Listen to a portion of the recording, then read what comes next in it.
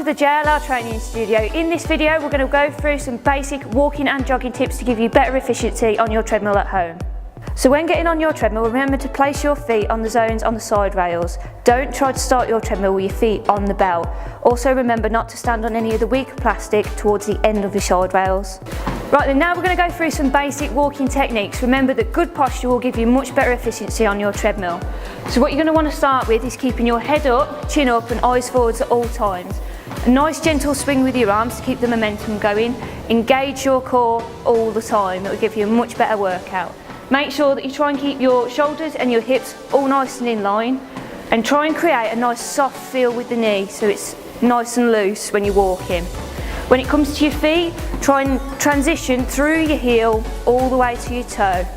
So now we're going to go through some basic jogging techniques, similar to what we were doing before, just with a few minor changes.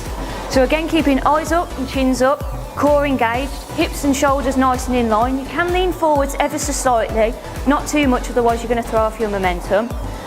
In regards to your feet, you want to land as flat as you can and then push off through the toes to get a better efficiency whilst you're running. Also remember, try not to twist your torso as you run.